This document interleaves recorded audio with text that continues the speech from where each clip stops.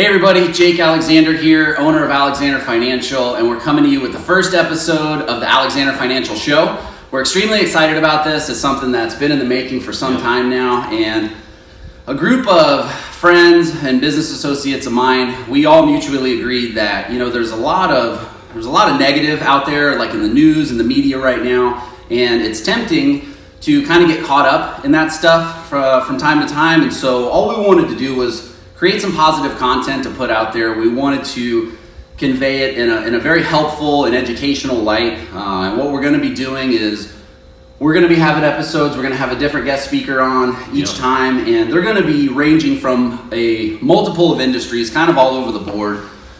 And we're going to talk about, what they do, why they do it, kind of dive into a little bit of the mindset behind these people. And I think, the long-term vision is we want to create a network of like-minded, whether they be business owners, clients of ours, friends, family, whoever it is, and really just build a powerful network of people who can bounce ideas off of each other and work together towards a common goal.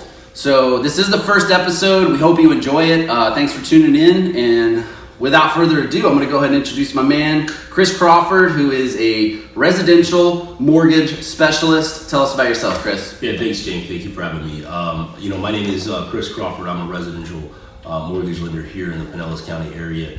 I help people understand the process in how to finance their primary residence, investment properties, second homes, multi-unit dwellings. Anything residential is what I finance. So what I wanted to talk a little bit about today, something that plays into your role, is how we can help people achieve, that financial gain that they're looking to do in regards to investment properties that exist out there in the Pinellas County, Hillsborough area. And, one thing that I like to talk to people about is buying, multi-unit dwellings. There's a lot of, multiplexes out there, up to 4 units, obviously, which is where my limit is, where you go from residential to commercial.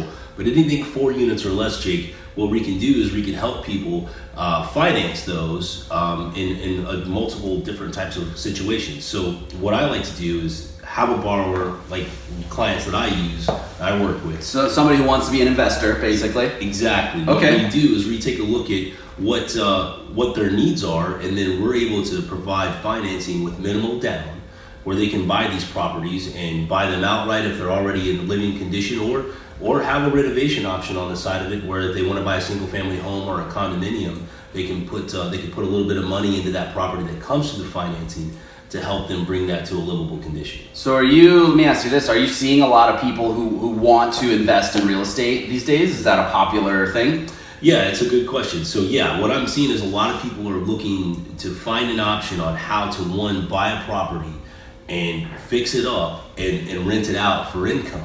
And what that does is that as you do that, it allows you to add more income to your tax return. And after 2 years of reoccurring income from these properties, you can use that and add that into your ratios along with your regular full-time work to help you qualify for another property and buy another unit afterwards. Really? So I'm running into a lot of people that want to get back into it, or new investors to the investment property game that are coming to me and saying, Chris, I found a condo, I found a single family home, or even found a duplex, triplex that I want to purchase that I could rent out to prospective renters to help me gain some more income on my taxes. So like these people, this is, I would assume, pretty common these days. You see all the TV shows and everyone thinks that they can kind of get into this stuff. For the people that you deal with, are they, I guess, what's like a common scenario? Is this, more younger couples that are like starting in their kind of wealth accumulation phase, or these tenured investors, people who've been doing this stuff for years? I guess, is there like a common demographic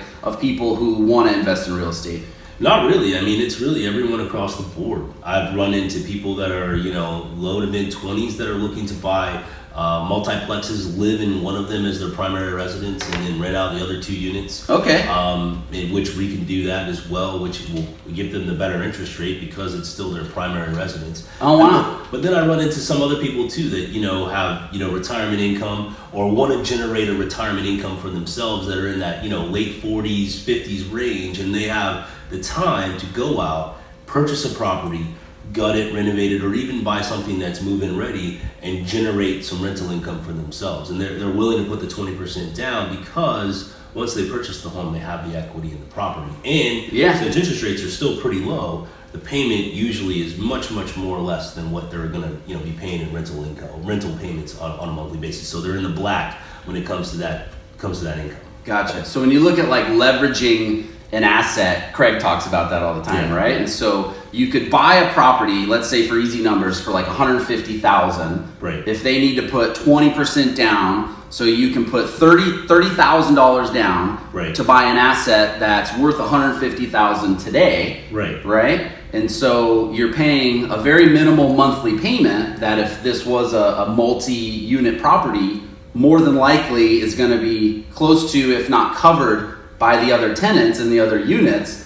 Then you're going to build equity in this over time, right? Exactly. I mean, you're looking at a $150,000 single family home in the area can range in rent from $1,000 to $1,500 a month. Okay. And if you look at $120,000 financed over 30 years, just say, and you can't quote interest rates, but it's only gonna put you somewhere between maybe $600 and $700 a month principal and interest. Okay. You have your taxes and insurance that are tacked onto that you have to pay, obviously, but like we said earlier, we could definitely see the gap in where the profit is on a monthly basis for the rental income. Absolutely. And from a tax perspective, I can kind of cover that stuff and tell people that gets really interesting. The more that adds up over time with compound, it can get really cool, right? It can, yeah, especially if you're able to pay the property off in a shorter amount of time, because the quicker you could do that, the more income that you're going to see over time. Nice. Yeah. Cool, man. And so that's investment properties. I've heard you talk about several times this like renovation loan, right? Because everyone wants to, they see the shows on TV, and I'm sure you love talking about that stuff. But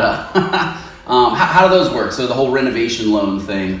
Yeah, so a lot of people watch a lot of television. They watch Fixer Upper, and they watch these shows where people go in and gut the Alexander Financial Show, right? Yes, they watch that, Yeah, and what we can do, and I mean, I personally did it myself, and that's why I've got a little bit more, Oh, you personally did this on your property in Safety Harbor, right? Exactly. Okay. Yeah. So I'm a little bit more versed in it because of the capabilities of what I've done with my lending company, but that I personally went through it myself.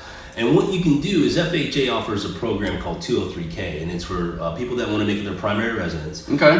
They find a REO, like a repossessed property or foreclosure or something that's just not been kept up, or even something that's out of date, right? Beat up floors, older kitchen, maybe missing some appliances or needs upgraded appliances. They could go in to this 203K program, and they could technically draw out the equity in the property for what it's worth compared to what you would do the repairs for. Okay. So let's say the property you buy it for $200,000, but the property, because it's distressed, the comps in the neighborhood are selling for $250,000. So like houses of the same caliber but fixed up are selling for $50,000 more. Right. Okay. You can use that equity gap in extra cash to put towards the updates inside the property. Really? Yeah. And Okay. then you can replace appliances, floors, crown molding, bathrooms, kitchens, the doors, windows, the whole bit. So those things are eligible to be upgraded through that 203K program. And then to kind of backtrack a little bit on the investment property side, Freddie Mac offers Home Style, which allows you to buy investment property, second homes, primary residence, up to the new conforming loan limits of $453,100, Okay. Which will start in 2018. And what that'll do is give you the capability to get that gap on the larger side mortgages if you're looking to be above $300,000 or the new FHA guidelines, which are just around $290. So those things are going to be helpful for people when they're looking to buy a property and either fix it up for their primary residence and own it in that regard, or second homes, condos, or even investment single family homes like we talked about. If you want to do a little upgrading to it, you don't have the cash, you just have the down payment. Yeah. That program will provide that financing. Nice. And I'm sure you see a lot of that around here with the demographic of, we're in Florida. Obviously, there's a lot of the snowbirds and all that kind of stuff coming down, right? Oh, yeah. People are wanting to buy condos on the beach and everything like that too, huh? Exactly, yeah. And I mean, condominiums through the Home Style program are eligible. FHA obviously doesn't do condominiums to keep that clear, but on the Home Style side, you can do condos, which is really nice, especially if it's a second home or even your primary residence. Okay, awesome. Yeah. That's good stuff, man. I think for a lot of people, the mortgage is, somewhat intimidating, you know? I hear you say all the time, it's if not the largest financial transaction of your life for most people, right? Very much so, yeah. And I think it's important for people to really understand that statement because, everyone is trying to broadcast a mortgage sale to you. Come use my, online app to just do a quick purchase and a quick pre-approval. But what you need to do is sit down with a professional that's licensed that can help you walk you through that financial process and give you the confidence that that that's going to happen. Because the worst thing that can happen is going through that process and then coming to the end of it and being declined, or finding out that you don't qualify for that. It's something it's quite hurtful, and that's why you need to use a professional that's local that can walk you through all of that from the first step. There's so many little nuances that can happen, like the day of or the day before, that can totally disqualify the whole loan, right? Yeah, exactly, and that's where the pre-approval process is imperative. You've heard it through other talk show radio hosts and other mortgage people you work through.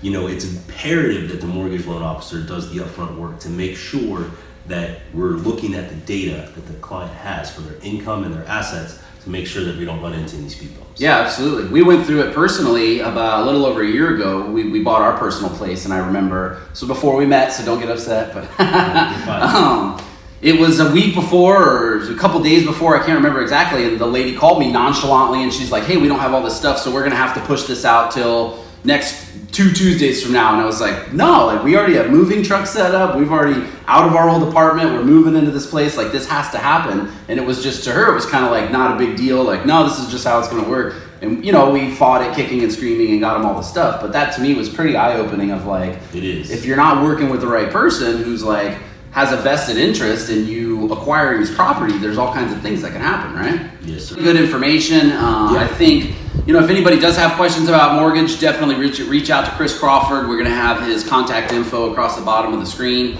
Hopefully everybody, you guys know me, I'm Jake. I'm the owner of Alexander Financial. We do taxes.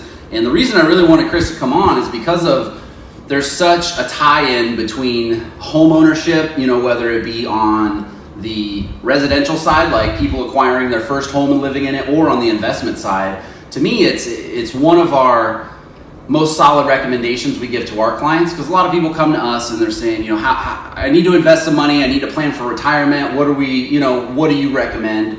And we don't sell securities, we don't sell mutual funds or anything like that. So I always recommend the real estate route. To me, it makes a ton of sense, because you're kind of like the breakdown we gave earlier. You're buying an asset that's worth $150,000 for only a fraction of that. Let's say for an easy number, it's your $30,000 down payment, and then you can put yourself in a position where you're positively cash flowing every month. So let's say you had this unit, whether it was a single family investment property or multifamily. Let's say you get into a situation where you're positively cash flowing $200 to $300 a month. Sounds like a low amount, but it adds up over time. You're put yourself in a situation where you're positively cash flowing, so you're making money every month on an asset that's going up in value over time, while simultaneously taking advantage of the tax deductions that's associated with either owning your own primary residential home or an investment property. Who knows what's going to happen with this new tax plan if all this stuff gets changed or whatnot. We should have updates by the end of the week. But either way, you're positively cash flowing on something that's going up in value, and you're saving money on your taxes. To me, it makes a ton of sense, Agreed. And I think a lot of people look at investment properties and they see to themselves that only the $200 to $300 gain, and they don't realize. I personally, 10 years ago back in Dallas, I had rental properties, and I think I was making $100, $150 a month, and to me, I got to a point where it's not worth it. It's crazy, but I wasn't thinking long term at the time. And I wish I had those, because the market in Dallas has gone insane, just like a lot of other places. And here too, yeah. Absolutely. I think you're right. The biggest, I know you're right, because here's the value proposition I tell people. If you're looking to make a firm investment for yourself over time, then investment property is a great option, because you're still gaining income, $3,600 a year on a $300 gain on a monthly basis. But over 10 years, if you can stack up 5 to 6 properties, I can promise you that most likely that those properties are going to be worth over $1 million in assets once they're paid off.